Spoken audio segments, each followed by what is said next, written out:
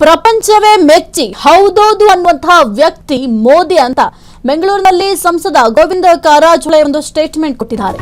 ಪ್ರಪಂಚವೇ ಮೆಚ್ಚಿ ಹೌದೌದು ಅನ್ನುವಂತಹ ವ್ಯಕ್ತಿ ಮೋದಿ ಅಂತ ಹೇಳಿದ್ದಾರೆ. ಬೆಂಗಳೂರಿನಲ್ಲಿ ಸಂಸದ ಗೋವಿಂದ ಕಾರಜೋಳ ಅವರು ಈ ಒಂದು ಸ್ಟೇಟ್ಮೆಂಟ್ ಕೊಟ್ಟಿದ್ದಾರೆ.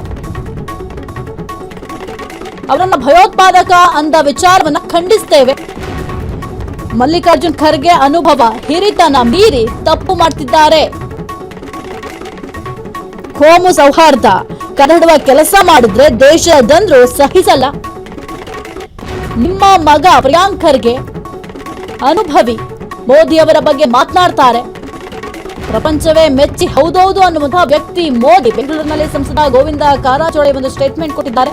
ಅವರನ್ನ ಭಯೋತ್ಪಾದಕರ ವಿಚಾರವನ್ನ ಖಂಡಿಸ್ತೇನೆ ಅಂತ ಹೇಳಿದ್ದಾರೆ.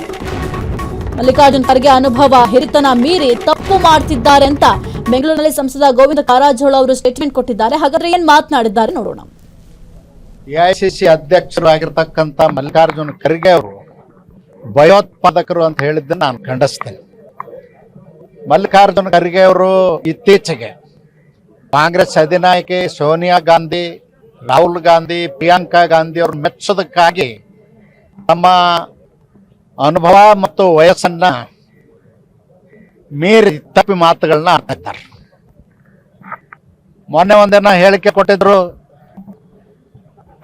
ಮುಸಲ್ಮಾನರು ನಮಾಜ್ ಮಾಡುವಂತ ಸಂದರ್ಭದಲ್ಲಿ ಹಾವು ಬಂದ್ರೆ ನಮಾಜ್ ನಿಲ್ಸಿ ಅನ್ನು ಕೊಲ್ಲಬೇಕು ಅಂತ ಹೇಳಿ ಏನ್ ಮಾಡ್ಲಿಕ್ಕೆ ಕೊಟ್ಟಿದ್ದಾರೆ ಮಲ್ಲಿಕಾರ್ಜುನ್ ಖರ್ಗೆ ಅವರು. ಕಾಂಗ್ರೆಸ್ ನಾಯಕರಿಗೆ ನಾನು ಕೇಳ್ತೇನೆ, ಭಾವನಾತ್ಮಕ ಸಮಸ್ಯೆಗಳಿಗೆ ಕೆದಕಿ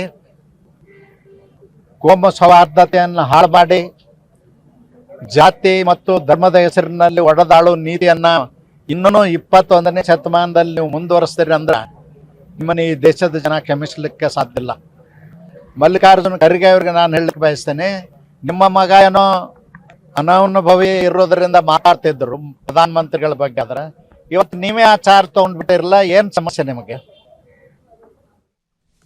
ಕ್ಷಣ ಕ್ಷಣದ ಸುದ್ದಿಗಳಿಗಾಗಿ ಫ್ರೀಡಂ ಟಿವಿ ಸಬ್ಸ್ಕ್ರೈಬ್ ಮಾಡಿ, ಲೈಕ್ ಮಾಡಿ ಹಾಗೂ ಫಾಲೋ ಮಾಡಿ. ಹೊಸ ಸುದ್ದಿಗಳ ನೋಟಿಫಿಕೇಶನ್ಗಾಗಿ ಬೆಲ್ ಐಕಾನ್ ಮೇಲೆ ಕ್ಲಿಕ್ ಮಾಡಿ.